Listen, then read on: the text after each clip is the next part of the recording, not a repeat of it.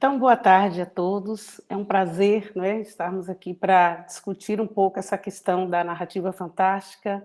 Depois de tanto tempo, né, sem reunião, sem esses intercâmbios que são tão importantes e tão enriquecedores para nós, professores de literatura fantástica ou não, né, professores nascemos aqui de língua estrangeira. Então, são momentos assim muito enriquecedores e eu estou muito feliz de rever aqui minha colega, amiga Nerinei, não é?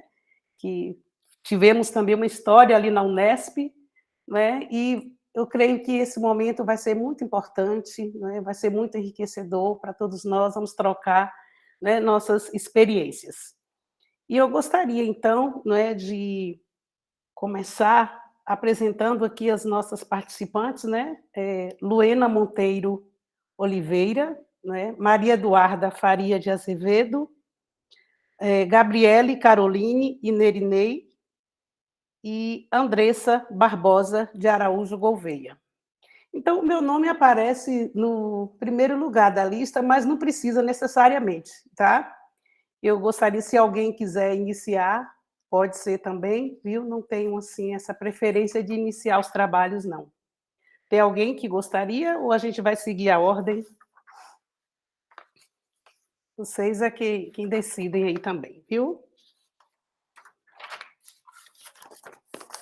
Então, se ninguém se manifestou, então eu vou iniciar o meu trabalho, se intitula A Presença do Fantástico no conto Ideias de Canário, de Machado de Assis, uma proposta de leitura. Então, já tenho aí uma certa caminhada com essa literatura fantástica, foi o tema da minha dissertação de mestrado, e esse texto é um recorte da minha pesquisa de pós-doutorado, que eu fiz lá na Unesp, e vou, então, aqui apresentar apenas algumas ideias para que depois, né, nós possamos discuti-las. Então, eu vou iniciar o meu texto. Eu gostaria que Nerinei, professora Nerinei, pudesse marcar o meu tempo aí, por favor. E aí eu vou tentar acelerar aqui, tá? Então, 16h35 agora. Ok.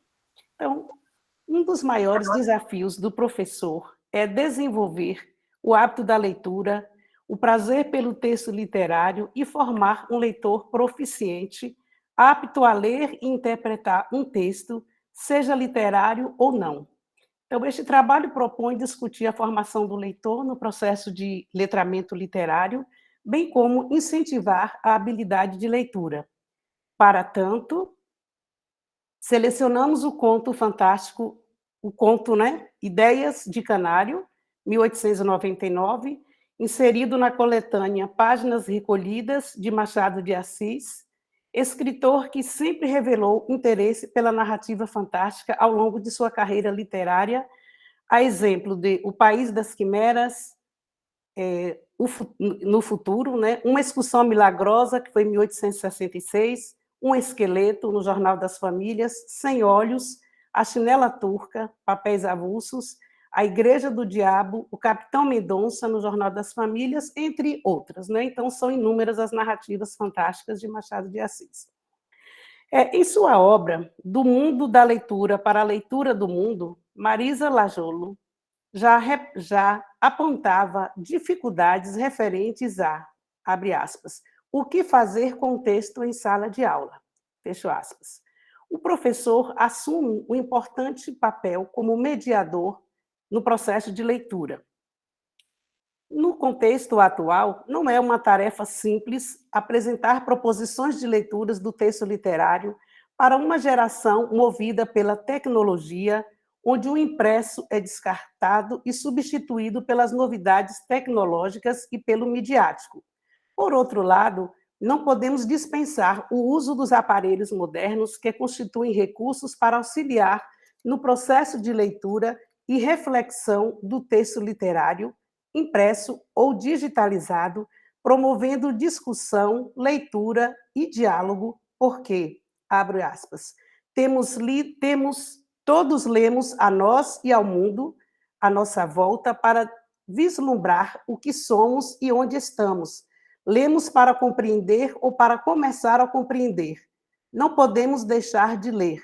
Ler, quase como respirar, é nossa função essencial. Fecha aspas, é uma citação de Alberto Menguel. Nessa perspectiva, Marisa Lajolo afirma: lê-se para entender o mundo, para viver melhor. Fim da citação.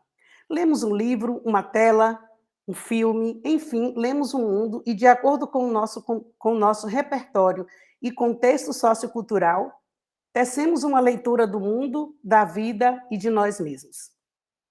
Certamente que a formação do leitor não é uma função que se restringe à escola, mas também é extensiva à família.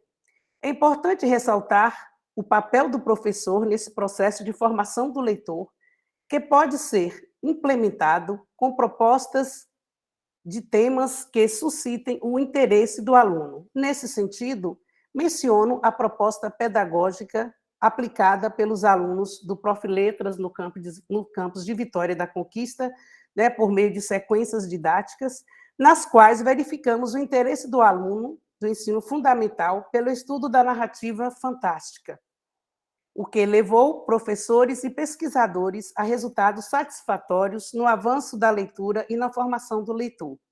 A abordagem da literatura fantástica em sala de aula representa uma via de acesso aos clássicos da literatura brasileira e estrangeira. De modo geral, o fantástico tem despertado o interesse dos alunos, especialmente se nós observarmos os filmes de terror e as sagas de vampiros nas telas que lotam os cinemas.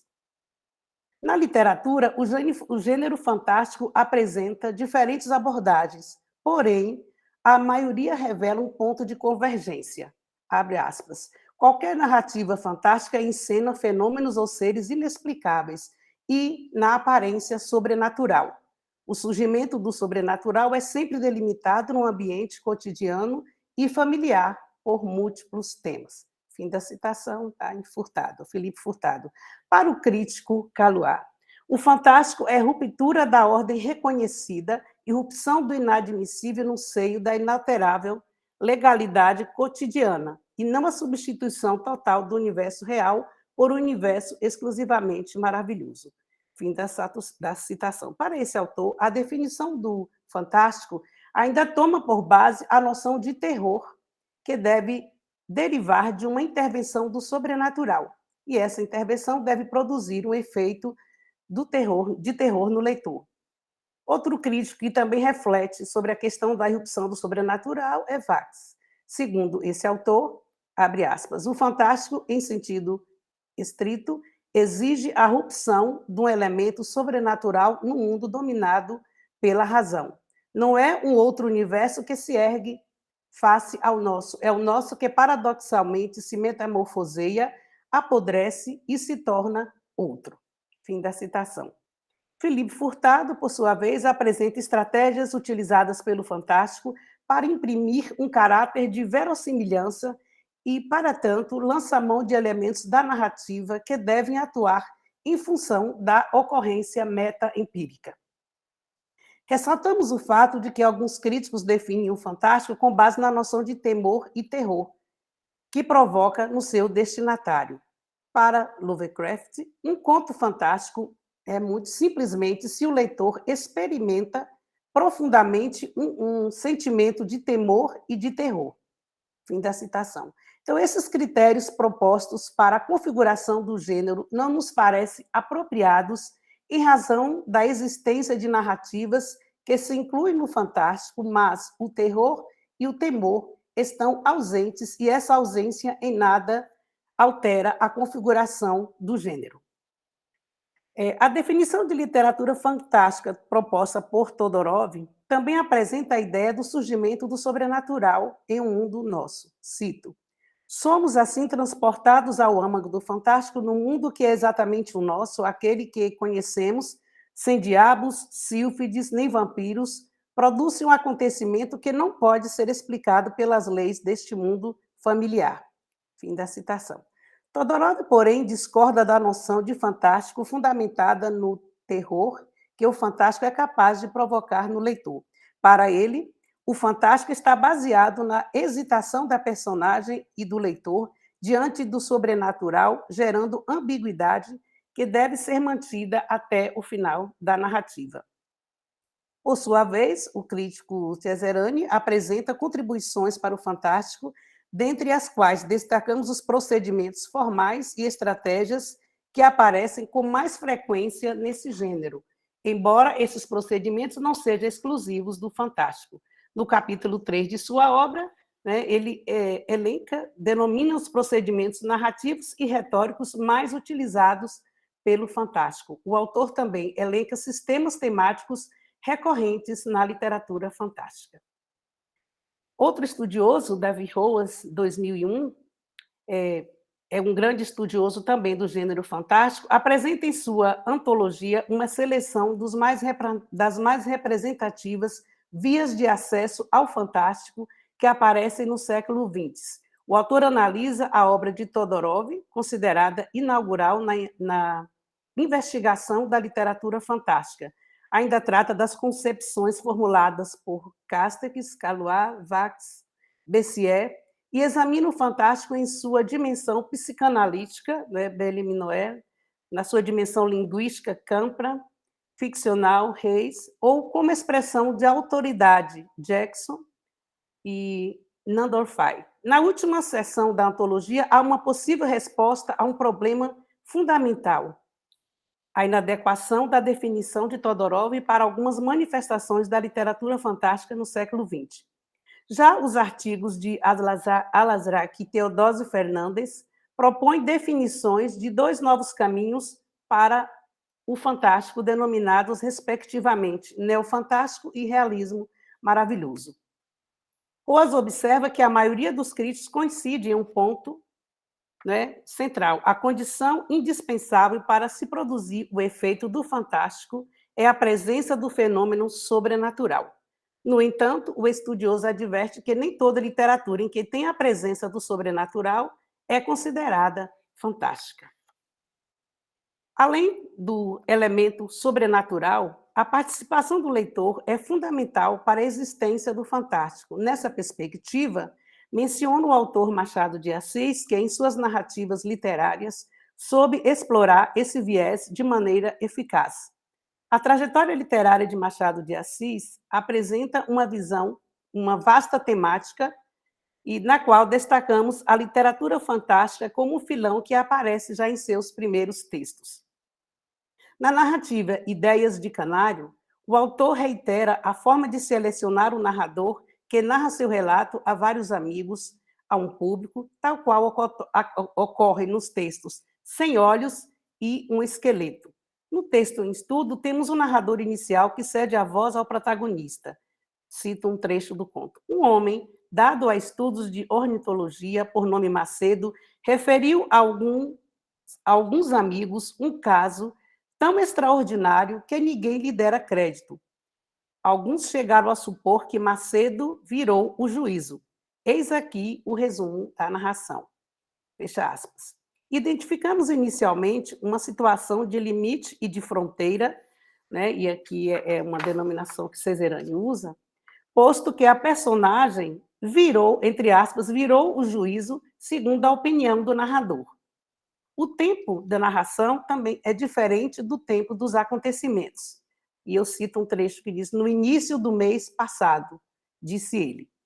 Então, após essa afirmativa, Macedo assume a voz e começa a narrar suas experiências. Ele descreve o espaço onde ocorre o sobrenatural, que se caracteriza pela escuridão, pela bagunça e desorganização. Destacamos que o ambiente é uma loja, é um espaço, né, familiar, no sentido de aproximação entre a ave e o humano. A loja escura, atulhada de coisas velhas, né? Aqui já é um trecho do conto. Coisas velhas, enxovalhadas, enferrujadas, que, de ordinário, se acham em tais casas, tudo naquela meia desordem própria do negócio. Fecha aspas. Macedo fica espantado diante das ideias do canário. E aí eu cito outro trecho que diz assim: pasmado das respostas, não sabia que mais admirar, se a linguagem, se as ideias. Fim da citação. A personagem hesita entre o real e o sobrenatural. Ele afirma: olhei em volta de mim, para verificar se estava acordado. A rua era a mesma, a loja era a mesma, loja escura, triste e úmida. Fecha aspas. A dúvida, a hesitação, a surpresa e o humor perpassam a narrativa. A personagem Macedo parece buscar uma explicação do sobrenatural, mas não encontra, porque é inexplicável. O humor também pode ser observado no diálogo entre Macedo e o pássaro. Cito: indignado, retorqui-lhe que, se eu lhe desse crédito, o mundo era tudo. Era até já fora uma loja de Belchior. Aí o pássaro responde: de Belchior? Trilou as bandeiras despregadas. Mas há mesmo uma loja de Belchior? O desfecho do conto revela o cômico e o riso na conclusão do pássaro, e o leitor, por sua vez, é surpreendido com um desfecho inusitado, não é? Sem nenhuma explicação do que sucedera. 2 minutos, amiga, para.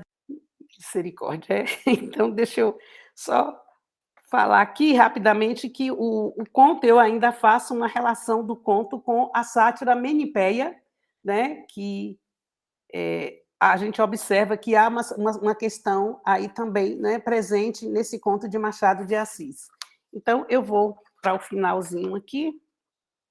Ideias de Canário se configura como um texto fantástico, ao mesmo tempo em que nos permite apontar relações intertextuais, não só de forma estrita entre obras do mesmo autor, mas também de forma geral entre vários autores, pelo empréstimo que Machado faz do texto O Sonho ou O Galo, diz Luciano de Samosata.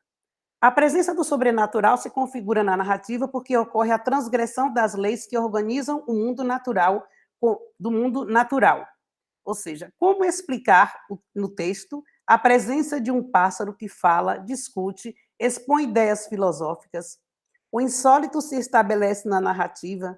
Nesse sentido, podemos afirmar que o gênero fantástico se configura como uma ocorrência, usando o termo de Furtado, metaempírica, onde o inexplicável se estabelece. Assim, citando Roas, né, o fantástico ilumina uma zona do humano onde a razão não terá êxito. Então, o que eu não deu tempo, né, é a questão da relação do conto com a sátira Menipeia, justamente quando Machado de Assis faz um empréstimo da temática que acontece lá no texto O Sonho ou O Galo, de Luciana. Então, o conto se aproxima da tradição luciânica.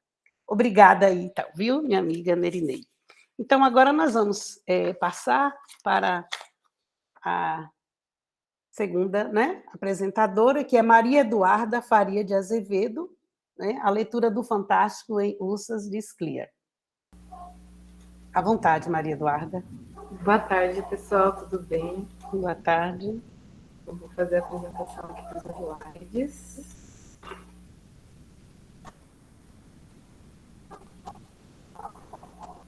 Carregando aqui. Então tá aparecendo certinho para vocês, né? Tá. Ok. Posso marcar, Maria Eduarda? Pode aparecer, mas não em tela cheia, Maria Eduarda. Coloque em tela cheia. Aqui já está aparecendo em tela cheia, professor. Para nós, né, Valdira? Para nós tá menor, mas dá para ver. Dá para a gente acompanhar. Então, eu vou falar sobre o Fantástico em As Ursas de Scliar. Esse trabalho tem por objetivo analisar como o fantástico está presente no conto As Ursas, de Moacir Scliar, e propor uma sequência básica, capaz de levar o aluno a entender como o fantástico acontece nesse texto. O trabalho se baseia nos fundamentos de Todorov sobre a análise do fantástico e na teoria do letramento literário de Vildt-Kosson. Maria Eduarda, os slides não estão mudando. Não estão mudando? Não. Então, peraí, vou mudar a apresentação, a forma de apresentar.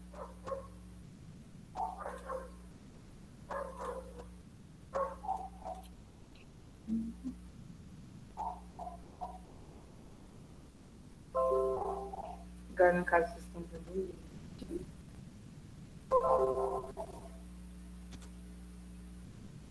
Agora os slides estão aparecendo? Sim, agora sim, tela cheia e está ótimo. Tá bom. Então, a definição da literatura fantástica. O fantástico é a hesitação experimentada por um ser que só conhece as leis naturais, face a um acontecimento aparentemente sobrenatural. E as condições para o fantástico? Há 3 condições para que ocorra o fantástico em um texto literário. A primeira condição: o leitor deve considerar o mundo das personagens como um mundo de seres plausíveis de existirem, e hesitar entre uma explicação natural e uma explicação sobrenatural quanto à viabilidade dos fatos narrados. Segunda condição: essa hesitação experimentada pelo leitor pode ser projetada em uma das personagens da ficção. E a terceira condição, proposta por Todorov, é que o leitor deve adotar uma certa atitude para como o texto deve ser lido, a saber, a recusar tanto a interpretação alegórica quanto a poética. O fantástico e a leitura. O fantástico implica, portanto, não apenas a existência de um acontecimento estranho, que provoca hesitação no leitor e no herói, mas também numa maneira de ler. Então, baseado nisso, eu criei a sequência básica segundo o Hilton Cosson. Então, a sequência básica ela é constituída por quatro tempos, 4 atividades também. E a primeira sendo a motivação. Então, segundo o Hilton Cosson, a motivação é um momento para preparar o aluno para entrar no texto. E a motivação proposta consiste na leitura da passagem bíblica de 2 Reis 2,19, especificamente o trecho que o Moacir utilizou para se inspirar e criar as ursas, com a intenção de utilizar esse texto posteriormente para a atividade do intervalo de leitura. Então, aqui eu coloquei o trecho da passagem, só que o trecho mais interessante para nós é aqui, ó. Dali subiu a Betel, e quando subia pelo caminho, uns rapazinhos que tinham saído da cidade começaram a zombar dele, do profeta Eliseu, dizendo: sobe, ó calvo, sobe, ó calvo. Ele, voltando-se para trás, olhou-os e amaldiçoou-os em nome do Senhor. Então saíram da floresta 2 ursas e dilaceraram 42 daqueles rapazinhos. Dali foi para Monte Carmelo, de onde voltou para Samaria. Para a introdução, é basicamente a apresentação do autor e da obra. Então, como introdução, propõe-se que os alunos façam a leitura da biografia do autor, e o texto em questão estará faltando algumas palavras para eles completarem. Apenas para haver uma pequena interação entre eles, e eles também se prenderem ao texto com uma maior facilidade. Se possível, levar alguns exemplares do livro onde o conto se encontra, para que os alunos conheçam e se interessem em ler mais informações da obra, do autor, e até ler outros contos presentes no livro. Então, aqui eu tenho o texto da biografia, porém eu não vou ler porque é um pouquinho extensa. E aqui eu coloquei também uma foto do autor e uma foto da obra.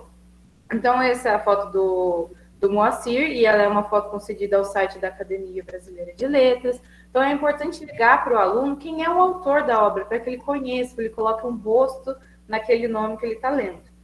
E o texto das ursas é um texto muito fácil de ser conhecido. Ele está no Carnaval dos Animais, mas eu tive contato com ele através dos melhores contos do Moacir Scliar, e ele também está dentro de uma autobiografia literária também do Scliar. Então, ele é um texto que está em vários livros dele e é facilmente encontrado na internet. Para o momento de leitura, que é realmente o momento da prática de leitura, o Cosson ressalta que é necessário realizar alguns intervalos.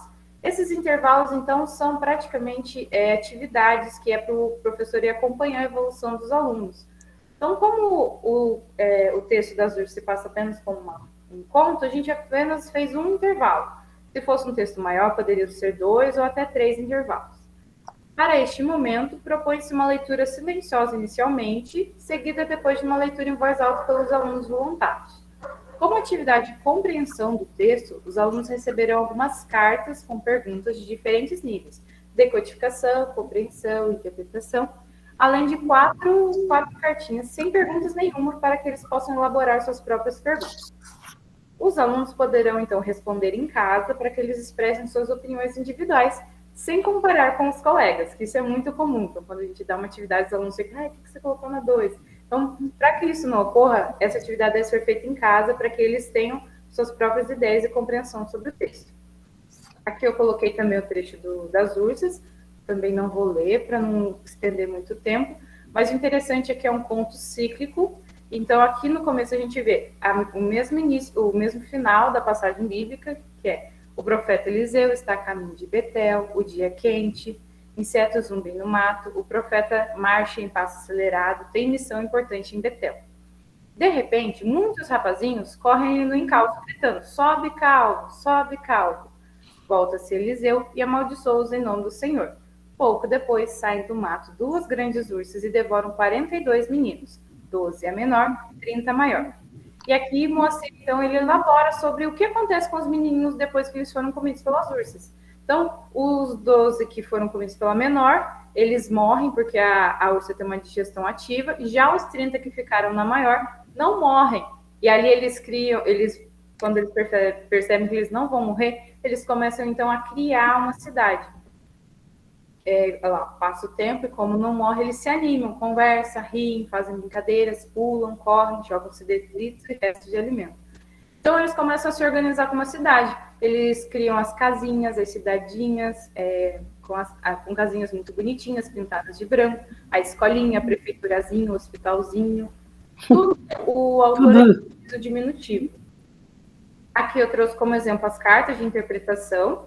Então, aqui temos algumas perguntas. Eu coloquei também alguns exemplos de respostas, mas os alunos não precisam dar exatamente essa. Então, algumas descritivas, nível de decodificação. Quantos meninos foram engolidos? Quantos meninos cada urso engoliu? Comparando o conto das ursas com a passagem bíblica anterior, você consegue identificar alguma relação? Então, aqui também para atrapalhar a intertextualidade com o aluno. Quais são os sentimentos iniciais dos meninos dentro da grande ursa? Por que eles mudaram depois?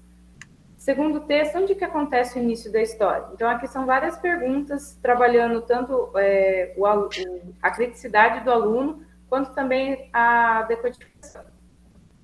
Como interpretação, segundo o Posson, a definição é: o importante é que o aluno tenha a oportunidade de fazer uma reflexão sobre a obra lida e externalizar essa reflexão de uma forma explícita, permitindo o estabelecimento do diálogo entre os leitores da comunidade escolar. A atividade elaborada para esse momento trata-se de um bingo, visando desenvolver nos alunos sua criticidade diante das variadas definições e elementos presentes nas narrativas fantásticas. Por fim, os alunos farão uma produção textual, cujo tema é o mesmo do conto, porém dando autonomia para eles construir sua própria narrativa. Então, aqui, eu dei o exemplo de um bingo, seria o bingo fantástico, em que a proposta é fazer uma grande tabela com as principais características de das várias narrativas fantásticas. Então, o realismo fantástico, os contos de fadas, e assim vai, tudo misturado para que o aluno marque ele mesmo o que aparece no texto. E também não precisa ser todas as características do fantástico, vai ser também elementos da narrativa. Para que o aluno ele possa caçar ali no livro, o professor também pode propor para eles que ele marque, se o aluno marcar algum, por exemplo, narrativa não linear, que busque um pequeno trecho no texto que comprove que é uma narrativa não linear ou se é uma narrativa linear. E como produção textual, seria para os alunos, eu dei o exemplo de um 7º ano, então aqui seriam: saem da mata 2 grandes ursas e devoram todos os meninos. Os alunos do 7º B é menor e a turma do 7º A maior. O que os alunos do 7º A fizeram depois que eles foram engolidos? Então, para os alunos, pensar eles como uma turma inteira, o que eles iriam fazer ali dentro. Já que eles se conhecem entre si, então seriam capazes de pensar: eu e meus amigos iriam montar um campo de futebol dentro do estômago da ursa, porque a gente gosta muito de jogar futebol. Outros alunos iriam falar: as meninas iriam montar uma loja de laços, porque elas gostam muito de usar laços. Então, traria essa autonomia dos alunos de mostrar o quanto eles se conhecem, como eles se comportariam ali dentro. E eu finalizo a minha apresentação mostrando, então, as minhas referências bibliográficas. Muito obrigada. Obrigada, Maria Eduarda. Parabéns. Obrigada. Gostaria, então, de passar agora para a Luena Monteiro Oliveira. Com você, Luena. Boa tarde, a professora Nerinei, a professora Valdira, aos demais colegas. E hoje eu vou apresentar a minha pesquisa que ainda está em andamento, né? Está em processo. Um minutinho que eu vou espelhar o slide.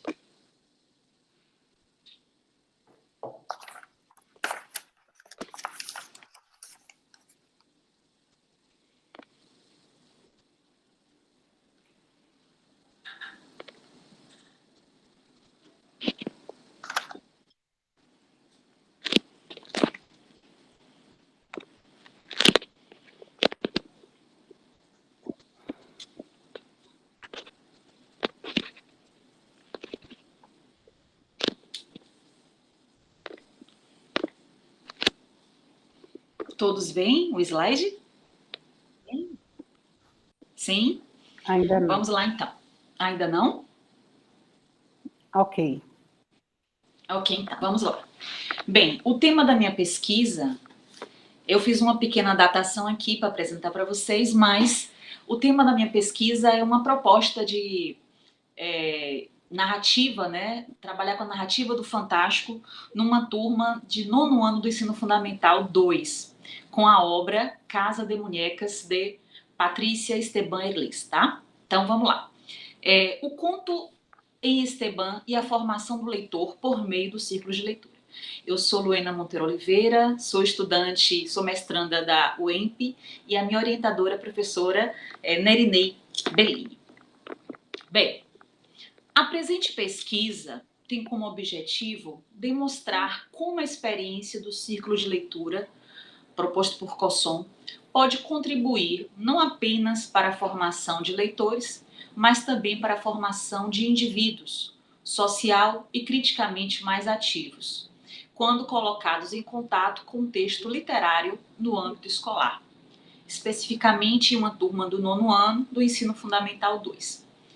Tomando a construção da narrativa do Fantástico como instrumento de formação leitora, objetiva-se discutir como os microrrelatos, aliado a imagens insólitas, podem contribuir para o desenvolvimento do gosto pela leitura, para a formação de leitores mais críticos e conscientes, não apenas em relação à leitura da obra literária, mas em relação à leitura de mundo no geral.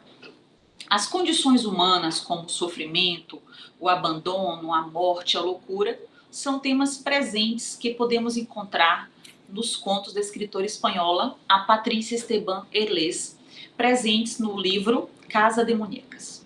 Mostrar como essas reflexões são construídas e como elas podem impactar o leitor são alguns dos objetivos do nosso trabalho. A presença do insólito e do fantástico nos contos a serem analisados, coexistindo com a presença da realidade cotidiana, permitem problematizar as relações da mulher com a sociedade, denunciar a opressão, o silenciamento, o abandono, a que as protagonistas femininas das suas narrativas encontram-se submetidas, especialmente no âmbito doméstico. A análise se dará especificamente a partir de alguns contos escolhidos, né? 3 Gatos Pretos, Isobel, A Gêmea Feia, Primeiras Maestras, Matando a Lódia, O Homem Equivocado, Assassina de Barbies e A Traidora. Para tanto, apoiamos-nos nos seguintes conceitos teóricos: a narrativa fantástica de Todorov e o Roas para o fantástico mais contemporâneo, né? E a nossa base de metodologia será o círculo de leitura proposto por Cosson. Vamos lá. Vou passar aqui, se houver tempo eu volto, viu? Gente, então, apresentando aqui um pouco sobre a justificativa, né? Rapidinho, eu não posso passar sem isso. O fantástico foi o gênero escolhido, porque a gente acredita, eu e a minha orientadora, a gente acredita que o clima de hesitação, de mistério, é um dos atrativos para uma turminha que não gosta muito de ler, né? Minha turma em específico é uma turma de 9º ano, então eles não gostam de ler textos literários, eles preferem outros tipos de literatura mais moderna ou alguma outra coisa que não seja colocado na escola. Então a proposta da gente é mostrar que a escola é sim um espaço de letramento literário, de desenvolver o gosto pela leitura, e essa leitura sendo no horário nobre, né, durante as aulas de língua portuguesa. Então, também foi esse um dos motivos que a gente escolheu os microrrelatos, né, por serem mais concisos. A gente consegue, numa aula, fazer essa leitura juntos, fazer algumas discussões, né, para que eles possam, na aula seguinte, trazer alguns questionamentos no caderno, né, em que eles vão juntando todos os seus diários de leitura, né? Mas a gente vai falar sobre isso mais à frente. Bem, então, eu propus aqui um corte, né, para mostrar um pouco para vocês aqui, por conta do tempo, que é bem reduzido.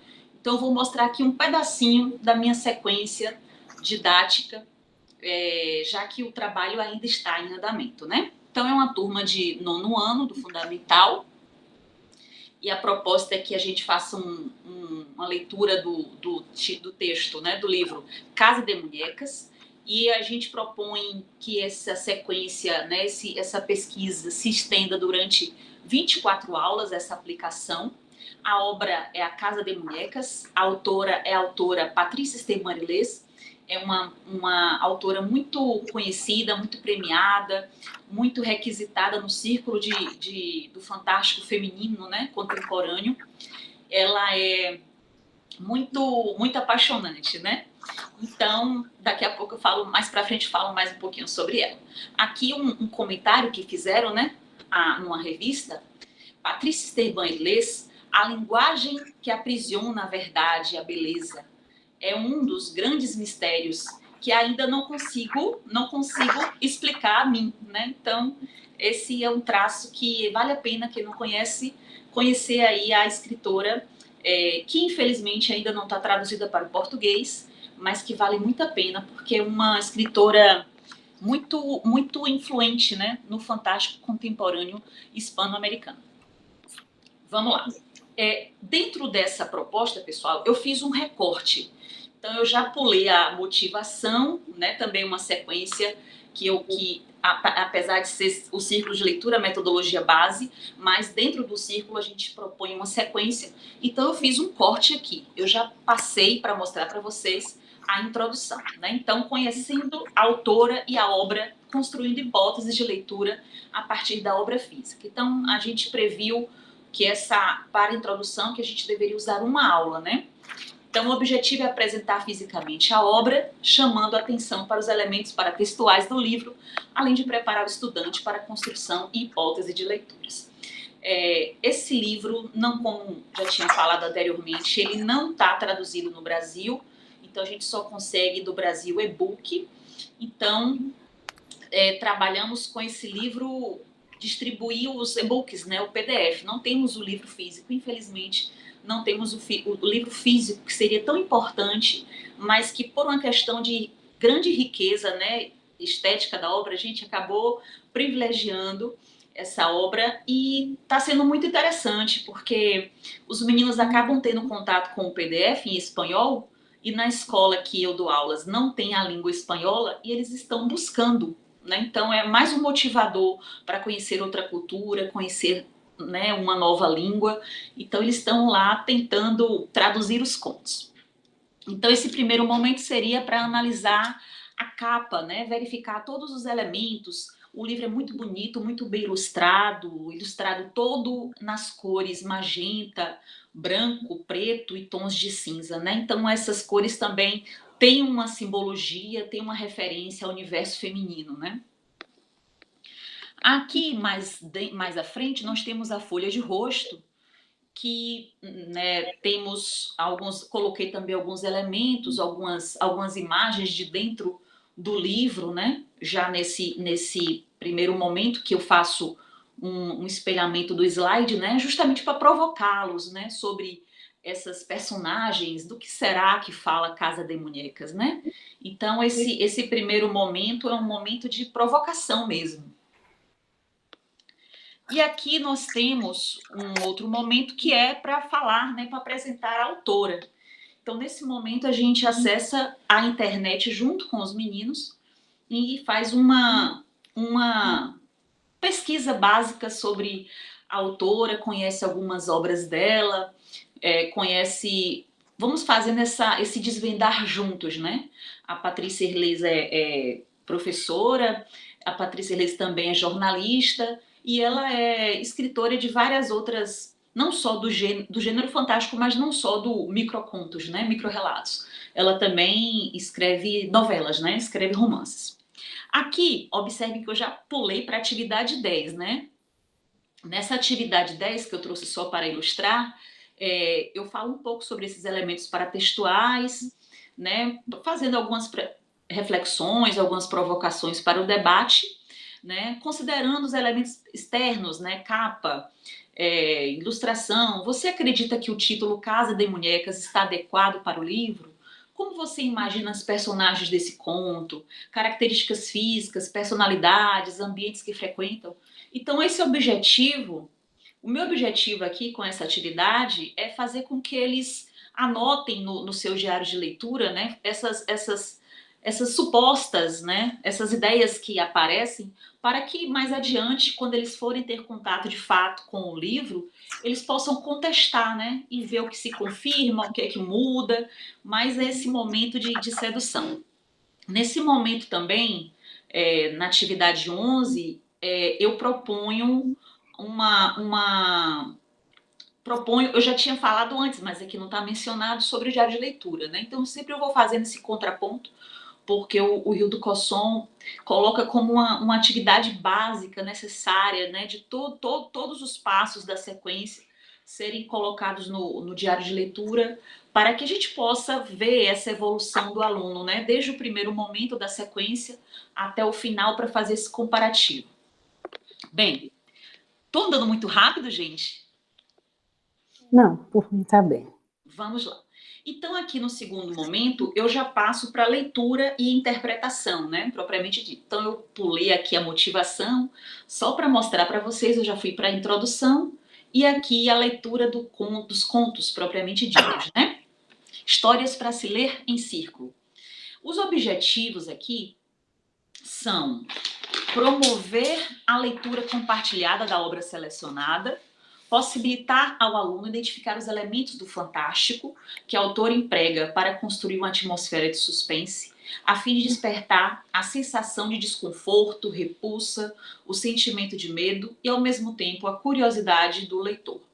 Fomentar o compartilhamento da obra por meio da pré-discussão e da discussão propriamente dita, e propor toda essa formalização das anotações no diário de leitura, que vai nos acompanhar até o final com a construção do portfólio.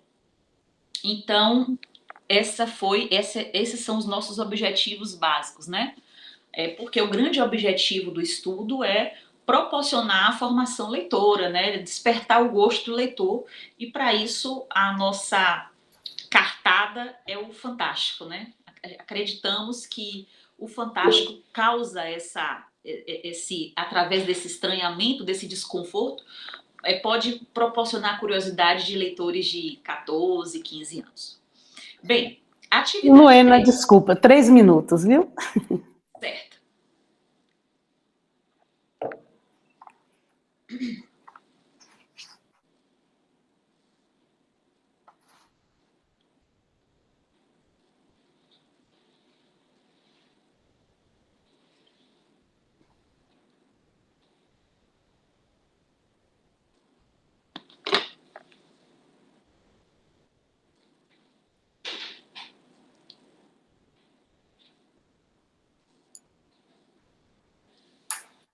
Eu não sei, acho que houve algum problema, né? Vocês estão aqui ouvindo, Luena? Não, né? Acho que houve algum problema técnico. Luena, a gente não está te ouvindo. Aí, pronto.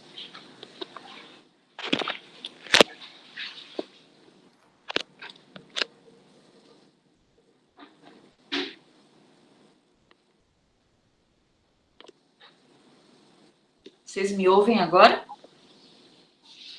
Sim. Sim? Sim. Vou tentar espelhar novamente, tá? Um minutinho.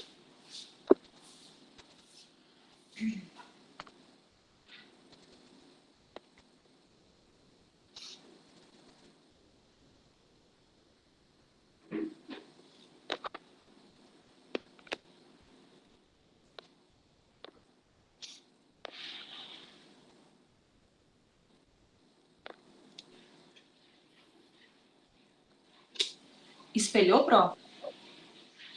Não, agora Está entrando, está Luena. entrando. Certo. Quando eu puder, a senhora me avisa, Pro?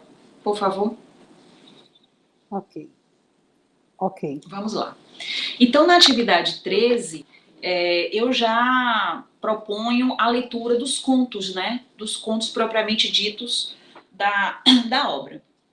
Então, aqui eu separei os contos, o corpus todo tem 8 contos, microcontos. E eu separei de 2 em 2, né? A partir de algumas afinidades temáticas. Então, nesse aqui eu proponho que eles tenham o diário de leitura em mãos e que a gente faça a projeção dos contos na hora da aula para que a gente faça a leitura e as discussões. Então, vamos ler Três Gatos Pretos e Isobel. Aqui tem os continhos. Pro, eu tenho tempo para ler? Não, Luena, já Não. esgotou o tempo. Tudo bem, tudo bem. Então aqui eu tenho Três Gatos Pretos, né? Como vocês veem, é um microconto, mas apesar dele ser pequeno no tamanho, mas ele proporciona assim muitas reflexões, né, geradas a partir do sobrenatural que implicam diretamente nas práticas cotidianas dos meninos. Então eles se veem, eles se questionam, é bem interessante. Coloco aqui o convite, né, para vocês conhecerem a obra. E outro conto é sobre, o nome dele é Isobel, né? Então são sempre contos que se passam numa casa, né, a Casa de Munhecas, e cada ambiente dessa casa, a cozinha, o banheiro, a sala, o quarto de bonecas, cada um desses ambientes retrata um tipo de mulher, né, um estereótipo de mulher, em que depois vai sendo construído, desconstruído e traz assim reflexões muito, muito importantes. E aí eu passo para a atividade. A atividade aqui alunos previamente organizados em círculo, com o livro em mãos e também munidos dos seus diários de leitura, realizam a leitura do conto e anotam suas expressões. Então, como se trata de um e-book em espanhol, eu fiz a tradução junto com a professora Nerinei, fiz a tradução de alguns contos e vou distribuindo para eles. Okay. Então, Seu coloquei tempo aqui... Já acabou? Conclua, viu? Vou te dar um Tudo minuto. bem, tudo bem, professor. Então, eu coloquei aqui algumas questões, né, que eu faço alguns cruzamentos com outros textos de outros autores também fantásticos, né, mais conhecidos, alguns autores canônicos, né, figuras importantes, e vou fazendo uns contrapontos aqui, e tem sido muito interessante, tem sido muito, muito motivador trabalhar com esses alunos, né, com essa pesquisa. E é isso aí. Aqui estão as minhas referências que eu tenho usado até o momento, né? A pesquisa ainda está em andamento. E eu agradeço a todos vocês. Vou desespelhar. Luena, obrigada aí pela sua participação, viu? Sucesso na sua pesquisa. Obrigada, professora. Tenho certeza que vai ser, né? Vai ter um resultado muito bom. Nós então vamos passar agora para Gabriele, Caroline e a professora Nerinei, né? Gabriele vai falar o título da sua comunicação. É com você agora, Gabriele. Gabriele, posso só falar algo antes de você, querida? Nós vamos apresentar juntas. Um prazer estar aqui com vocês, né? Boa tarde a todos, a quem eu ainda não falei. Essa nossa apresentação, que a Gabriele vai iniciar, né? Eu só estou fazendo aqui uma introdução para contextualizar, é resultado da pesquisa de iniciação científica de Gabriele, que trabalha com a literatura feminina e o fantástico, e também um recorte, né, de minha pesquisa de pós-doutorado, que foi uma comparação da literatura, da produção de Marina Colasanti e de Patrícia Esteban Herlés, com a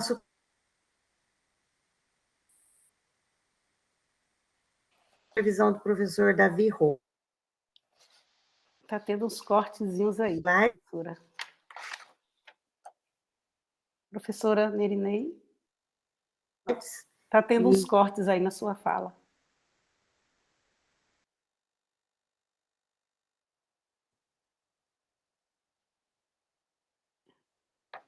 Professora Nerinei? Não sei se você está... Oi, Valdira. Cortou um pouquinho o final da sua fala, a gente não conseguiu, eu, pelo menos aqui, não consegui acompanhar. Desculpe-me. Eu disse que essa comunicação que iremos apresentar é um recorte do meu pós-doc, que trabalhei com Marina Colassante e Patrícia Esteban Erles, com a supervisão do professor Davi Roas, e também um recorte da pesquisa de iniciação científica de Gabriele, que é bolsista PIBIC da Fundação Araucária, do Paraná. Ok.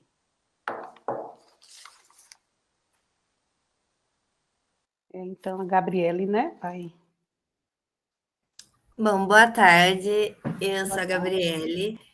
Eu vou falar um pouco sobre a mulher na literatura fantástica e a recepção leitora. Bom, o trabalho ele contém uma análise teórico-formal que estuda a presença da mulher nos contos A Primeira Só, do livro Uma Ideia Toda Azul, da autora ítalo-brasileira Marina Colação, e Palácio de Munhecas, de Casa de Munhecas, da escritora espanhola Patrícia Esteban Erles. Bom, o objetivo do trabalho é mostrar que ambas as escritoras significam contos de fadas tradicionais nessas narrativas para suscitar reflexões sobre a condição sócio-histórica da mulher no mundo. A base metodológica consiste em pesquisa qualitativa de cunho bibliográfico e fundamentação teórica reside especialmente em teorias de Propp, Beauvoir, Todorov, Chauí, Coelho, Bourdieu, Camarani e Roas.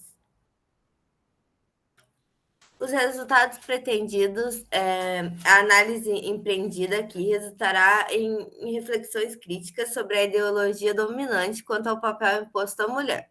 Por fim, o modo como ocorre a transgressão feminina na busca para alcançar o espaço que lhe é devido. Os contos de fadas e mulheres. Os contos de fadas e as situações vivenciadas pelas mulheres parecem estar correlacionadas desde sua origem no século XVII. Ao se estudarem textos fundadores de Perrault, percebe-se que no cerne da motivação de seus escritos, baseados em narrativas populares de forte tradição oral, estavam nas disputas femininas que se travavam nos salões da sociedade francesa da época. Supõe-se que a representação artística reflete o papel dicotômico bruxa-fada, anjo-demônio, pura-impura, que era conferido às mulheres no período medieval, apesar da propagação ideológica tentar desvincular as ideias dominantes da realidade histórica e social. Nas palavras de Chauí, é essa realidade que torna compreensíveis as ideias elaboradas e capacidade ou não que elas possuem para explicar a realidade que as provocou. A afirmação de Propp de que não há dúvida de que o conto encontra geralmente sua fonte na vida reverbera o que ocorre em A Primeira Só e Palácio de Munhecas. Isso porque, embora sejam narrativas alicerçadas na fantasia, aludem a questões sociais e existenciais, concernentes às situações do ser humano no mundo empírico, especialmente da condição da mulher em sociedades marcadas pelo poderio masculino. A narrativa do maravilhoso, ainda que alicerçada no improvável, porque o maravilhoso corresponde a um fenômeno desconhecido jamais visto por vir, reflete artisticamente aspectos veríssimos. Nesse sentido, o sobrenatural torna-se majoritariamente real. Roas afirma: o fantástico é o gênero mais realista que existe, porque seu objetivo é questionar a realidade, indagar as obscuras regiões ocultas por trás do cotidiano e, ao mesmo tempo, oferecer inquietantes metáforas sobre a condição do indivíduo contemporâneo. O maravilhoso está circunscrito no fantástico, e sobre essa modalidade narrativa, Camarani diz: a narrativa fantástica é caracterizada pela aliança e pela oposição que estabelece entre o real e o sobrenatural, promovendo a ambiguidade, a incerteza no que se refere à manifestação dos fenômenos estranhos.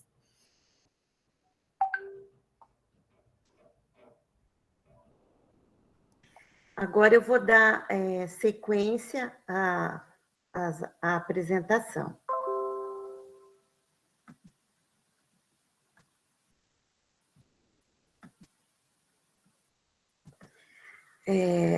Vou já adentrar, né, o estilo de Colaçante e a narrativa da Colaçante. Essa escritora recupera elementos dos contos tradicionais para conferir-lhes novidades, inclusive com desfechos diferentes, conforme veremos a seguir. A respeito do seu estilo, Moraes afirmou: Marina revitalizou a narrativa curta, criando o que ela própria chama de contos de fadas. Essas narrativas transcorrem numa época que sugere a Idade Média, uma vez que se ambientam em aldeias, campos ou castelos, tendo pastores, camponeses, cavaleiros, reis ou princesas por personagens. Então, o movimento pendular de beber na fonte da tradição para impor o novo é perceptível logo no começo do conto A Primeira Só, de Marina Colaçante, quando se sugere a expressão tradicional era uma vez, mas de maneira diferenciada. A retomada se dá por meio de 3 frases coordenadas que trazem o verbo ser no pretérito imperfeito. Eu cito: era linda, era filha, era única, filha de rei. Já no início é possível perceber que o papel social feminino aqui está condicionado ao fato da menina ser filha de um monarca. Então, a figura masculina se impõe à imagem pessoal da princesa. E isso nos lembra Bourdieu, que vai dizer que a dominação masculina constitui as mulheres como objetos simbólicos, que tem por efeito colocá-las em permanente dependência simbólica. Elas existem primeiro pelo e para o olhar dos outros, enquanto objetos receptivos. Então, os valores conferidos às mulheres reforçam a ideologia vigente nos contos de fadas tradicionais a respeito do que delas se esperavam: obediência, submissão, pureza. A Primeira Só também vai aludir à luta acirrada das mulheres para obterem reconhecimento nos dias de hoje. Nesse sentido, as palavras de Beauvoir são exemplares: ninguém nasce mulher, torna-se mulher. Nenhum destino biológico, psíquico, econômico define a forma que a fêmea humana assume no seio da sociedade. É o conjunto da civilização que elabora esse produto intermediário entre o macho e o castrado, que qualificam de feminino. Então, é a Primeira Só, a princesa é solitária, triste, oprimida, e só vai atingir sua liberdade e emancipação quando ela consegue sair do quarto. Nós podemos encontrar alguns elementos, né, sistematizados por Propp na configuração do conto maravilhoso, como a interdição, transgressão, perfídia e, por fim, o sucesso e o final feliz. Porém, o sucesso e o final feliz em A Primeira Só, de Colaçante, são ambíguos, pois o desfecho sugere que a princesa vai se emancipar a partir do momento que ela se lança no lago, né? Então, há um paradoxo aí. Ela se auto-identifica quando ela vê sua imagem no lago e se atira, e aí ela também vê outras imagens ali espelhadas, né? Vou saltar um pouquinho aqui, né? Mas Lajoule e Zilberman vão falar da dessacralização da imagem feminina em contos de fadas contemporâneos, né? Onde as princesas estão presentes, mas para deslocar pontos de vista, recolocar cenas, enfim, dar um outro significado. No conto de Esteban, Palácio de Munhecas, né, nós temos também alguns elementos já sistematizados há muito tempo antes, né, por Propp, e também encontramos esta questão, né, do convívio familiar conflituoso pela dominação patriarcal aqui. E esse pai é indiferente e falso quando as filhas perguntam algo sobre os barulhos, os estrondos que estão ouvindo para além do castelo. Então, ele vai dizer, né? São fuegos artificiais, querida, replica o padre sem levantar a vista dele pudim. Então, ele está mais interessado no pudim, né? No no doce que ele vai comer do que na pergunta da filha. E ele aliena as meninas, porque o que acontece lá fora possivelmente é uma guerra, né? São estrondos de bomba, e ele vai dizer que são fogos de artifício que estão acontecendo, né? Então, a despeito dessas funções constantes, né, de prop serem também identificadas em Palácio de Munhecas, Esteban vai potencializar o maravilhoso por 3 questões, né? Pelo teor da ficção, né, pela configuração do universo maravilhoso, por meio dessa ressignificação de contos de fada, e pela ótica infantil, que está centrada no imaginário, no caso, na casa de bonecas, né? Aqui uma citação, mas eu vou saltar. E, então, nesse ambiente palaciano, onde as mulheres nobres, né, na história da civilização, elas eram enclausuradas, né? Os historiadores vão trazer esses dados. É nesse contexto que Esteban reapropria-se para ficcionalizar e trazer essas munhecas princesas, né? E isso lembra os espaços que eram inscritos às mulheres, né? Segundo Bourdieu, o espaço privado dedicado ao feminino, em contraposição ao universo público, que era dedicado aos homens, né? Então, no final do desfecho da narrativa, essas bombas que estão jogadas lá fora, elas começam a atingir o palácio, e os espaços proibidos às princesas, com certeza, seriam atingidos, né? E, por fim, né, nós temos as considerações de que a primeira só e Palácio de Munhecas, nessas 2 obras, as protagonistas são princesas crianças que, a despeito da dominação masculina, desafiam o poder do rei, por meio de gestos ou de palavras. No caso da última, as indagações que ela faz, né, rumo à libertação e independência. E esses microrrelatos promovem tanto o prazer da leitura diante do maravilhoso e do fantástico, quanto promove pensamentos importantes sobre o papel social feminino ao longo da história, né, da humanidade. E resultam em inquirições humanizadoras próximas das palavras de Zipes. E eu cito: queremos saber mais sobre nós mesmos, sabendo algo mais sobre contos de fadas. E aqui as nossas referências. Muito obrigada. Obrigada, professora Nerinei. Parabéns aí pelas pesquisas, né, que a professora tem, que estão em andamento sob a orientação da professora. Nós agora, então, vamos passar para Andressa Barbosa, que é a nossa última apresentadora, né? Andressa. Boa tarde a todos. Vou apresentar aqui os slides. Então.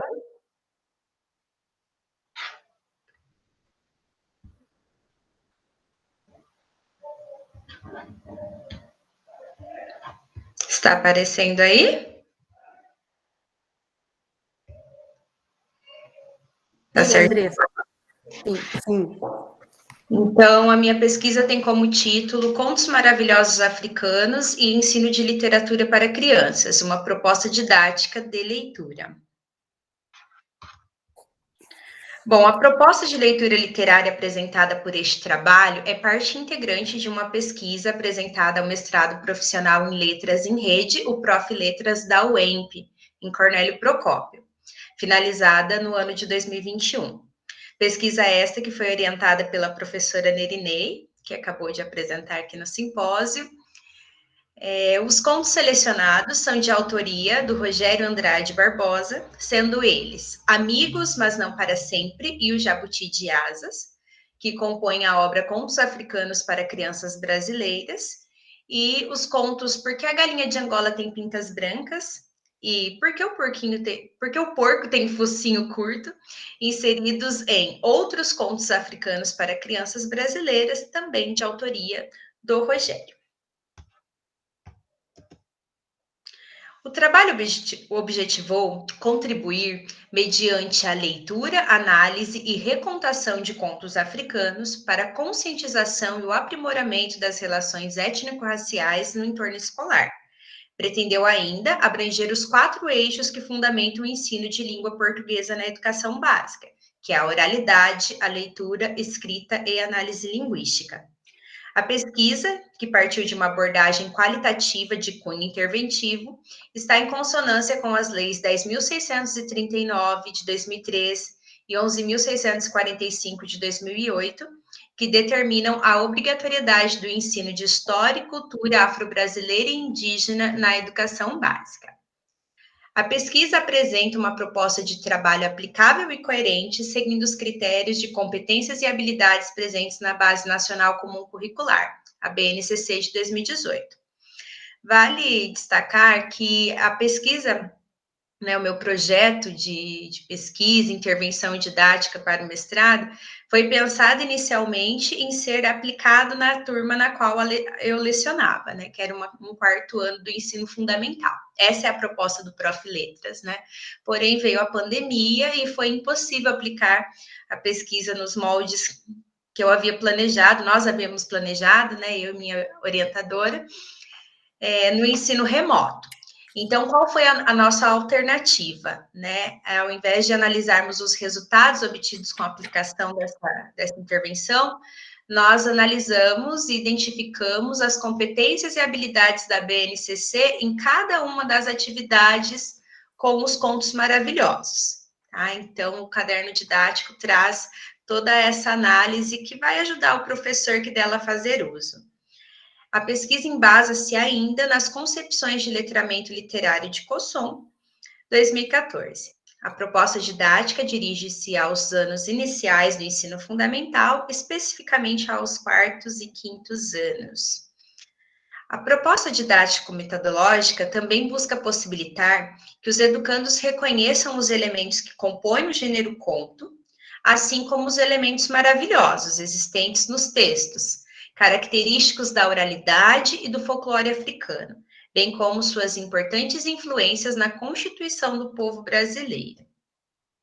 Vamos, então, a algumas definições estéticas sobre o conto africano, sobre o conto maravilhoso africano. Sobre a organização narrativa desses contos, podemos destacar que os mesmos são escritos com frases simples, diretas e de comunicação objetiva, o que facilita, né, o entendimento e também o interesse das crianças. Os textos são de fácil compreensão e as ações giram em torno de um núcleo central, ou seja, de um problema a ser resolvido até o final da história. Todos eles priorizam o imaginário e a fantasia, uma característica muito marcante dos contos populares de origem africana, assim também como os contos indígenas, né? É explicar o porquê das coisas por meio da fantasia. Aí estão as capas dos dois livros, né? Esse primeiro, Contos Africanos para Crianças Brasileiras, faz parte do acervo do PNBE de 2005, né? Então, ele está presente em todas as bibliotecas das escolas de anos iniciais do ensino fundamental. Podemos, então, destacar, né, sobre o maravilhoso, esse evento que fala das vertentes do fantástico, né? Vale destacar, então, que o maravilhoso transcende a noção de conto de fadas, a qual se limitou durante um período, apresentando elementos diversificados e destinam-se a todo tipo de público, não somente o infantil, como tradicionalmente se pensa. Aí, referenciando Todorov, 2008. Os contos maravilhosos são, portanto, caracterizados pela presença não apenas de personagens, mas de lugares e tempos não determinados historicamente, e por uma forma que, embora possa ser recontada por diversos autores, permanece quase semelhante através dos tempos. É isso que as crianças irão perceber, talvez, né, na leitura dos contos africanos, que eles se assemelham a muitas histórias populares brasileiras. Por exemplo, o conto Jabuti de Asas é a versão africana para o conto Festa no Céu, muito conhecido aqui no Brasil, né? Então, essa é uma característica marcante aí nos contos maravilhosos. Ele é recontado através do tempo, de geração em geração, mas que permanecem algumas características essenciais em todos eles. Nos contos que compõem a proposta de ensino, os personagens principais são animais, representados com atributos humanos, com o uso abundante do recurso da antropomorfização. Por meio do simbólico, essas narrativas chamam a atenção do leitor e propõem-lhe reflexões sobre atos e inter-relações humanas, como, por exemplo, a amizade. Em Por que a Galinha de Angola tem Pintas Brancas, por exemplo, o conto diverte o leitor com uma explicação ficcional e mítica sobre um aspecto zoomórfico. Os espaços descritos trazem paisagens e vegetação típicas da África, como a árvore, o baobá. Então, tem uma riqueza de ilustrações muito relevante nesses livros, né? Ambos foram ilustrados por Maurício Veneza, um importante ilustrador brasileiro. Então, nos remete aí a várias paisagens africanas ao longo das páginas. Vale ressaltar que os contos selecionados para a pesquisa diferem-se das fábulas, que, embora também tenham nascido na oralidade, as ações nesses textos levam o ouvinte a uma lição de moral. Então, os personagens são animais, com características humanas, mas o objetivo aqui não é trazer uma lição de moral, mas sim uma explicação para determinados fenômenos e características da natureza. Os contos populares africanos, então, usam o maravilhoso, imbricado às marcas folclóricas, para explicar comportamentos e características próprias dos animais, sem a preocupação com uma lição moralista. Conforme Barbosa, suas histórias tratam de temas conhecidos desde tempos mais remotos, mas com características bem próprias, plenas de africanidade, pois todo folclore tem a sua marca própria. Vamos, então, às atividades didático-metodológicas para os anos iniciais do ensino fundamental. A sequência didática proposta por este trabalho está baseada no modelo de sequência básica proposto por Hildo Cosson, autor e metodologia que já foi apresentada aqui, né, pelas outras meninas. Ela se divide em 4 etapas, envolvendo atividades de leitura, recontação e produção de contos. Segundo Cosson, os textos literários devem ser abordados em sala de aula de maneira sistematizada, não é apenas ler e fazer questões sobre o texto, né? Considerando o letramento literário, nós temos que ressaltar que é uma atividade prática social, como tal, responsabilidade da escola. Fala aí do Cosson, 2014. Assim, essa sistematização do trabalho com literatura deve observar 4 etapas fundamentais. Então, são elas a motivação, que é o momento que vai preparar o aluno para a leitura dos textos, a introdução, que é a apresentação do autor e da obra, a leitura propriamente dita dos textos literários, né? Então, é a leitura integral do texto, no nosso caso, dos textos, dos 4 contos, a qual é acompanhada pelo professor por meio de atividades denominadas intervalos. E a interpretação, que é a construção de sentidos do texto, na qual o aluno vai colocar em prática aquilo que aprendeu, produzindo seus próprios textos e priorizando sempre os registros, né? O Cosson, ele enfatiza o quanto é importante registrar no diário de leitura, registrar no portfólio, todas as atividades desenvolvidas ao longo da sequência básica. Então, para esta proposta, a primeira etapa, motivação, tem como título As Muitas Faces da África. O objetivo é motivar os alunos para a leitura dos contos africanos maravilhosos por meio de discussões e produções com o tema África. A atividade 1 tem como título A África que eu conheço. Ela consiste em entregar aos alunos pedaços de papel ou até mesmo post-it, e o professor pedirá para que as crianças registrem ali naquele papel o que eles sabem sobre a África. Alguns vão citar os animais africanos, fazer referência a filmes, né, como Rei Leão, ou também falar sobre a pobreza, né, uma coisa muito marcante na África e que as crianças sabem, né, talvez irão colocar aquilo no papel. Então, após registrar tudo isso, o professor vai montar, então, um painel, um cartaz, pode ser feito uma árvore, colar ali dentro daquela árvore as impressões iniciais e depois, no final da sequência didática, voltar ali aquelas primeiras impressões e mostrar, né, o que mudou, o que eles sabem agora acerca da África.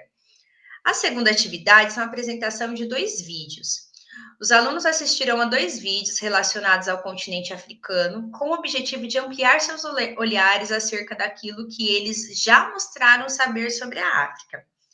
É preciso que as crianças se sintam imersas e curiosas a desbravar a cultura africana por meio da leitura dos textos literários. Então, lá no material didático está o link, né, para acesso dos 2 vídeos que estão disponíveis no YouTube. O primeiro vídeo é As Maravilhas da África. Ele mescla algumas imagens de desenho e algumas imagens reais, algumas imagens do filme O Rei Leão e algumas imagens reais das savanas africanas. Então, é um vídeo bem legal, muito bonito, tem uma música muito bonita ali. Então, o professor vai mostrar e refletir ali com os alunos, né? Se eles já conheciam todas essas imagens, já tinham visto tudo isso sobre a África. O segundo vídeo, ele chama-se Viva a África, e é uma reportagem exibida pelo canal TV Futura, que vai mostrar os contrastes africanos, né? O vídeo Viva a África, os contrastes africanos. Vai mostrar que o continente, embora tenha todas essas paisagens, todas essas riquezas naturais, é um continente onde tem muita miséria, muita pobreza, então vai mostrar aí diferentes países mostrando os contrastes presentes dentro deste continente. Atividade 3, após a execução dos vídeos e breve debate de trocas de impressões sobre os conteúdos abordados, o professor irá solicitar aos alunos que anotem em uma folha que lhes será entregue as informações que mais chamaram atenção, explicitando o porquê. Por que esses aspectos chamaram atenção? Os registros serão incorporados, então, ao portfólio da turma. A segunda etapa, a introdução, é o momento que as crianças conhecerão o autor e a obra. O objetivo é apresentar fisicamente as obras aos alunos, chamando a atenção para os elementos paratextuais, de modo a instigar para a construção de hipóteses de leitura. Aí estão algumas imagens do livro, né, a ficha catalográfica, a contracapa. Então, atividade 1. Fazer a exploração de maneira oral dos elementos paratextuais de cada obra. Através da visualização do livro, chamar a atenção dos alunos para a capa, levar os alunos a observarem o projeto gráfico, as cores, os estilos das letras, as ilustrações, os nomes do autor e do ilustrador, o título da obra, a editora. A folha de rosto, explicar às crianças que a folha de rosto do livro em estudo, além de apresentar novamente o título, igual da capa, no verso, traz a ficha catalográfica da obra. A autoria, o título, a editora, os ilustradores. Então, estudar essas informações juntamente com as crianças. A contracapa, identificar, juntamente com os alunos, as imagens que compõem a contracapa, tais como os textos que integram e com breves biografias do autor e do ilustrador, né? Então, ler aquela biografia que está ali na contracapa juntamente com as crianças. Nesse momento, sugere-se ainda apresentar aos alunos a bibliografia do autor disponível no site do autor, né? No endereço eletrônico que está aí, do Rogério Andrade Barbosa. Andressa? Se possível, né, o professor... Oi? Desculpa interromper.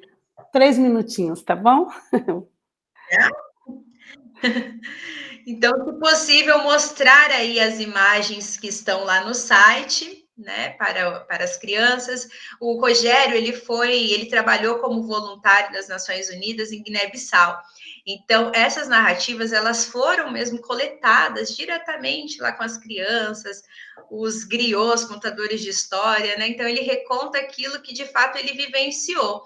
Então, é interessante mostrar isso para as crianças.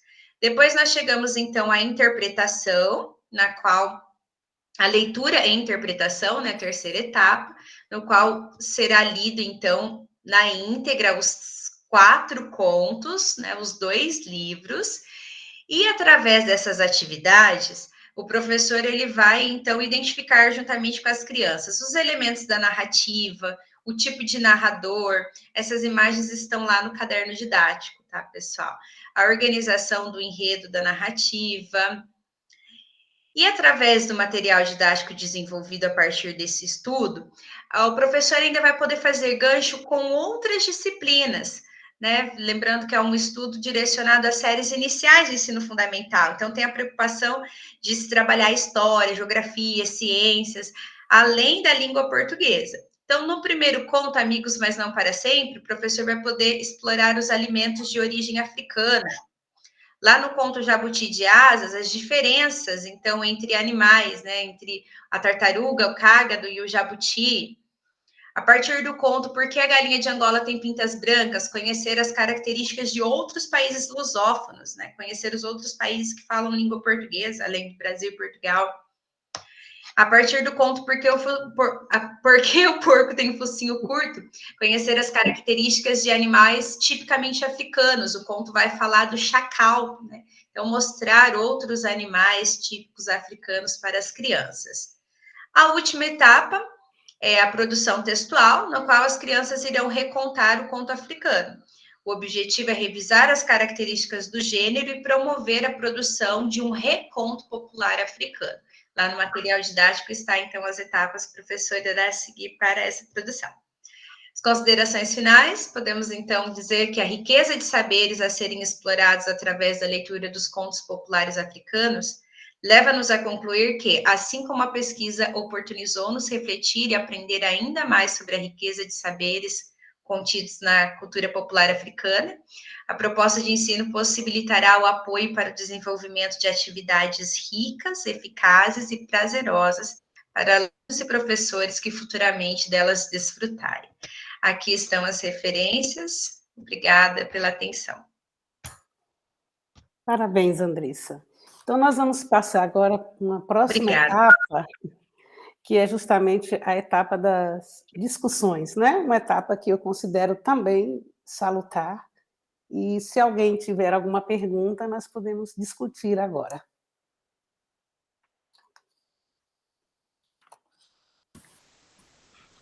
Valdira, eu tenho uma pergunta. Primeiro, eu quero dar os parabéns pela sua apresentação. O seu trabalho de mestrado, doutorado e pós-doutorado, né? Sempre trabalhos exemplares, trabalhos excelentes. Eu falo por conhecimento, né, a fundo. Sua pesquisa muito séria, uma pesquisa muito comprometida, né, com o conhecimento científico, com os saberes. Eu dou os parabéns, né, pelo recorte que você fez.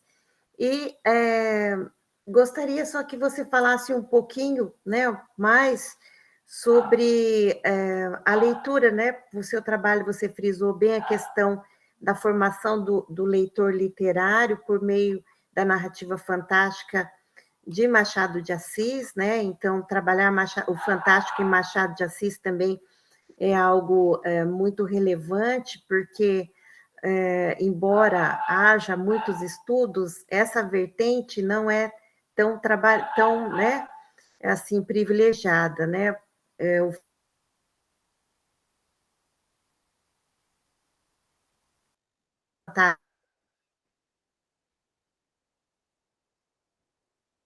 não estou conseguindo ouvir o final.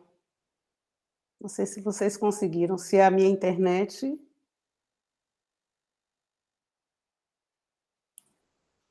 Em Machado, então...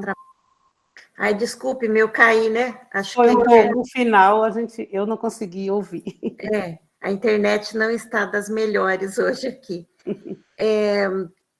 Como trabalhar, né? O Todorov vai dizer que o fantástico ele se constrói, né, pelo sobrenatural, mas também por uma maneira de ler, né? E aí, como se vocês trabalharam, então, essas narrativas, você disse da sua experiência enquanto professora e orientadora do Prof. Letras, né, na UESB, alguma atividade específica, alguma atividade que chamou atenção? Eu sei que não dá para falar tudo, né, muita, mas alguma atividade que tenha tido algum, né, um resultado que você gostaria de falar, né, de trabalhar essas narrativas de Machado no ambiente escolar? Então, primeiro quero agradecer aí a professora Nerinei pelo reconhecimento aí, né? Eu também parabenizo pelas pesquisas, né, que eu tenho acompanhado, também do mestrado, doutorado, pós-doc, e as suas orientandas aí, né, todas com trabalhos muito sérios, né, e muito interessantes com relação à prática pedagógica mesmo, né? Foi muito relevante, os trabalhos foram muito relevantes. Com relação, né, ao meu trabalho no Prof. Letras, embora eu já tenha me aposentado com muita paixão, né, porque eu gostaria de continuar, mas nós tivemos assim alguns trabalhos muito interessantes com realização de sequências didáticas, né? A base sempre é Ecossom, né?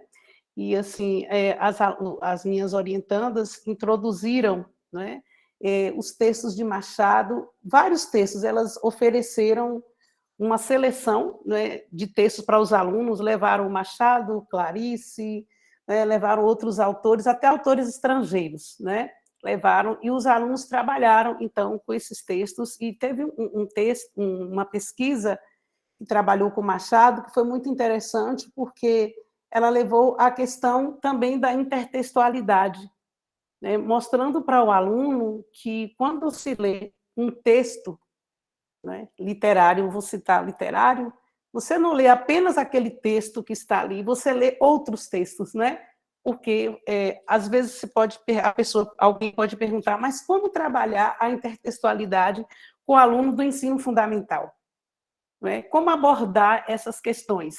Então, algumas orientandas fizeram, né, as sequências didáticas e todas elas, né, trabalharam com as questões teóricas também. As questões teóricas não ficaram, né, ausentes do trabalho, porque a gente sabe que precisa de uma fundamentação, embora, né, eu sempre dizia, a teoria não pode tirar o prazer do texto.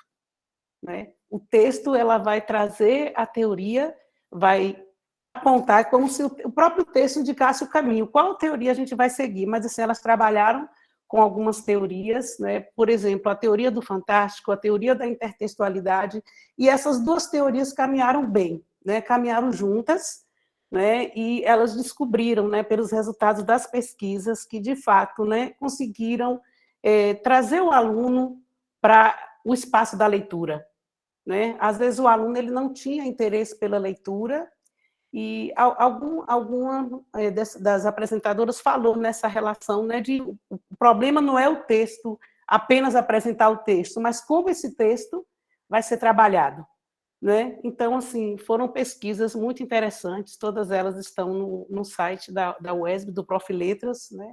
Foram muitas pesquisas, e assim, eu fico feliz de ver, né, que a paixão pela literatura, a paixão pela leitura continua presente, né? Nas falas das apresentadoras aqui, né? É essa paixão que realmente move a leitura. Então, se o professor não tiver, né, essa experiência com leitura, se ele não for apaixonado por leitura, como é que ele vai poder incentivar, né, o seu aluno? Como é que ele vai trabalhar com o aluno se ele próprio não lê?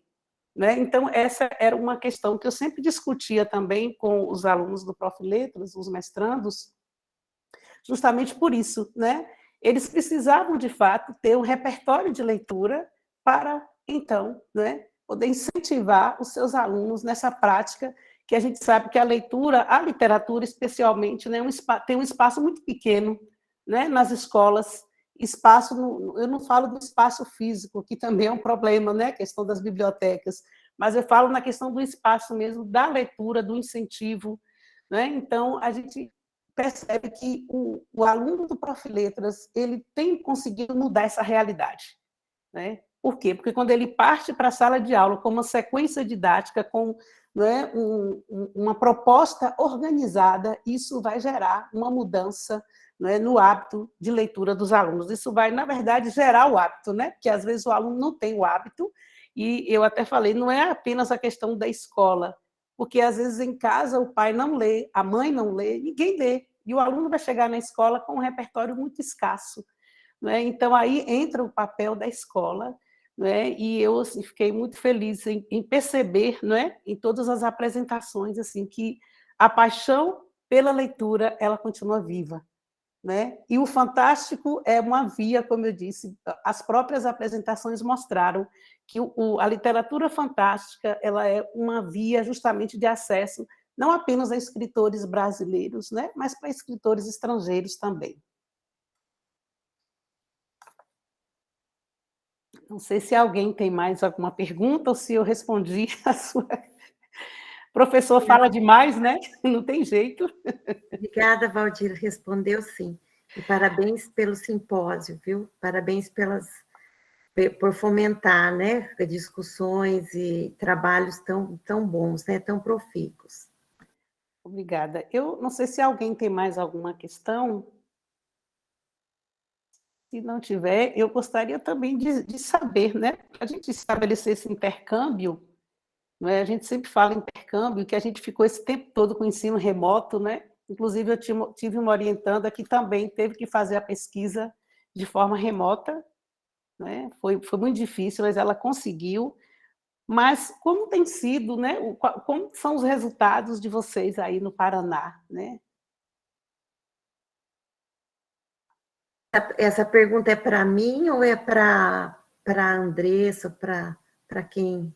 De forma geral, né? Porque todas aplicaram no Paraná, não foi isso? As pesquisas? Ou teve alguma em outro estado? Não sei. Luena é da Bahia, Valdir. Luana é da Bahia? É. Que ótimo. E ela aplicou na Bahia? Como... Professora Valdira, a pesquisa ainda está em andamento. Sim. Estamos em fase de tá. implementação, né? Estamos colhendo alguns materiais, já partindo para a parte de avaliação. Mas eu sou da Bahia, de uma cidade de Feira de Santana. Tá. Quase 400 e poucos quilômetros aqui da gente. Vitória da Conquista. E você vai aplicar lá no Paraná ou na Bahia mesmo? Não, estou aplicando aqui na Bahia, aqui em Feira de Santana. Eu sou estudante, eu recebi esse presente da pandemia, né? Estou conseguindo fazer o meu mestrado online. E estou tendo, assim, muita satisfação, porque a UEMP realmente foi uma surpresa, uma grata surpresa na minha vida. Estou muito feliz com todos os professores, com as pesquisas realizadas, com a seriedade. A UEMP tem sido, assim, uma grata surpresa para mim. Estou muito feliz, talvez até mais enriquecedor do que se eu tivesse ficado aqui por Feira de Santana, né? Eu entendo. Então, foi uma oportunidade de conhecer uma outra perspectiva, novos professores, e estou, assim, muito, muito feliz tanto com o andamento do mestrado e agora também com a minha possibilidade de aplicar essa pesquisa, né? Depois de 20 anos de carreira, de escola, voltando para fazer o Prof. Letras e tendo, assim, muita, muita vontade de prosseguir. Que bom, parabéns, que bom. Obrigada. Nossa conterrânea aí, né? Sim, e, assim, eu tive a oportunidade também de participar de alguns congressos no Paraná, aí, né? Também com a nossa colega Nerinei, Londrina, Foz do Iguaçu. Né? A gente tem visto, assim, que realmente há muita seriedade também, não é? Nos estudos, nas exposições, nos trabalhos, isso é muito interessante. E eu gostaria... A Andressa é do Paraná. Andressa fez no Paraná, ela pode falar, né? Ela já concluiu, né? Já concluí, não consegui aplicar. Entre adaptar a proposta didática para o ensino remoto e deixá-la do jeito que nós havíamos planejado antes da pandemia, nós preferimos permanecer do jeito que nós havíamos planejado, eu, a professora Nerinei. Então, nós fizemos o caderno didático e a análise das competências e habilidades da BNCC dentro de cada uma das atividades da sequência didática. Então, o material do professor vem com tudo isso. Eu estou aplicando agora. Agora eu estou com uma turma de 5º ano. Que bom. E estou conseguindo trabalhar os contos maravilhosos e também os contos africanos de adivinhação, que também compõem o nosso projeto de pesquisa. Depois nós temos que publicar um artigo, professor, em cima dessa implementação. Com certeza, né? Tem que publicar mesmo, né? Porque eu fico pensando, os professores que não têm a oportunidade, por exemplo, de fazer um mestrado, né? Então, eu acho que os trabalhos do Prof. Letras dão essa prática, né? Colaboram nessa prática pedagógica que é diária, né? E ali você tem todo um trabalho sistematizado, né? O trabalho de vocês é sistematizado, fundamentado, então tudo isso, O né, vai olhar é ajudar. outro, né? É É outro para o ensino de língua portuguesa e literatura depois do mestrado. isso, né? É uma perspectiva nova, né? Eu creio que o Prof. Letras traz essa perspectiva de prática mesmo em sala de aula, e eu acho muito interessante, né? Eu Isso aí, queria só professora. perguntar para as meninas, as outras que... deixa eu ver se eu... Maria Eduarda e... Eu acho que vai para todas, né? Quem...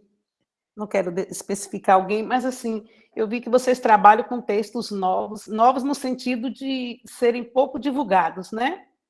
Alguns são pouco divulgados. Não... Então, eu gostaria de saber como é que vocês chegaram, né, a essa seleção.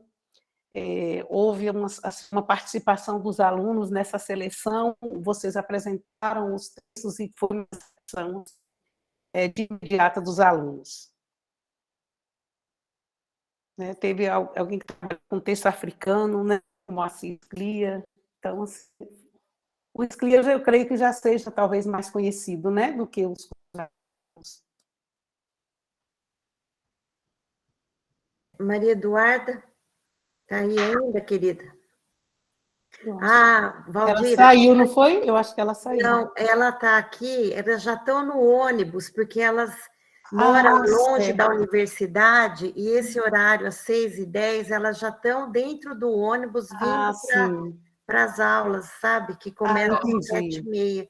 Posso falar do meu caso, então, professora? Eu Sim. conheci um texto do Rogério Andrade Barbosa no livro didático, né, da turma na qual eu lecionava, o livro Ápice, da editora Ática, trouxe um texto, um conto africano do Rogério Andrade Barbosa, então fui procurar, pesquisar outros textos do autor. Então, nós achamos uma literatura muito relevante, a temática que chama muita atenção das crianças e que possibilitaria, então, fazer um gancho com as outras disciplinas, que eu tive essa preocupação, porque eu não leciono só a língua portuguesa, né? São todas as disciplinas básicas ali, a história, geografia, ciências, até a matemática. Então, tentei envolver todas elas nesse estudo, até a matemática com os contos de adivinhação, que envolvem o raciocínio, então tem os enigmas para a criança desvendar, e foi muito produtiva a pesquisa. Depois eu consegui até uma entrevista com o escritor, que está lá na dissertação, faz parte da dissertação, então foi assim que eu conheci o escritor. Bem criativo, né? Usar aí a multidisciplinaridade, né? Sim. Favor do ensino, muito bom. Valdira, sim. Maria Eduarda respondeu aqui no chat, a escolha do conto foi feita por ser um conto interessantíssimo e chamativo para os alunos pelos seus elementos fantásticos. Já o autor, eu comecei a ler seus textos por conta da pesquisa PIBIC, sob a orientação da professora Nerinei. Então, no PIBIC, essas alunas são bolsistas, né, tanto a Maria Eduarda quanto a Gabriele, são bolsistas da Fundação Araucária, né, de bolsistas de iniciação científica, então nós temos grupos de estudos regulares, né, e nesses grupos nós estudamos, e ela complementou, né, As Ursas foi especificamente o primeiro texto que li do Moacir, e ele me encantou, e creio que por isso ele é capaz de encantar os outros também, né, essa resposta. Muito obrigada. Né? E é interessante, eu fico pensando, né, quando a gente fala do fantástico para o ensino fundamental, e eu penso, o fantástico atrai todas as faixas etárias, né? A gente só precisa saber qual tipo de texto a gente vai levar, né, de acordo com o repertório, de acordo com a maturidade também, né, dos alunos, tanto a maturidade no sentido físico, quanto a maturidade intelectual, na verdade, né? A gente não está só falando de idade, mas a gente está falando de uma maturidade intelectual que a gente pode escolher. Por exemplo, a gente não vai levar um texto de Memórias Póstumas de Brás Cubras para um aluno de quinto, sexto ano que, né, vão odiar, né? Mas se a gente pega um conto, como, por exemplo, Ideias do Canário e outros contos de outros autores que vocês mencionaram, creio que o ensino ele vai se tornar muito mais interessante, né? Quando há essa preocupação de selecionar, né, os textos de acordo, né, com as faixas etárias, e isso, né, vai trazer, com certeza, um resultado positivo no avanço da leitura. E a literatura fantástica é a nossa paixão, né? É a nossa paixão, não tem jeito, né? Não importa a idade, a gente está ali sempre querendo viver um pouco dessa hesitação, né, do sobrenatural, tudo isso que envolve, né, a literatura fantástica. Então, não sei se alguém tem mais alguma pergunta, se não tiver, nós vamos, então, encerrar, e eu queria, mais uma vez, agradecer a participação de todos vocês, né, quer como ouvinte, quer como apresentador, e dizer que foi muito bom, né, esse momento é sempre muito enriquecedor, é sempre muito bom nós fazermos esse intercâmbio, né, e quero agradecer imensamente a presença de todos vocês, né, a participação, e meus parabéns, viu, professora Nerinê, aí com seu grupo de pesquisa, né, parabéns, e eu tenho certeza que essas pesquisas, né, serão um sucesso, porque vocês têm, né, uma orientadora também muito séria, né, uma orientadora muito comprometida, assim como vocês também têm demonstrado.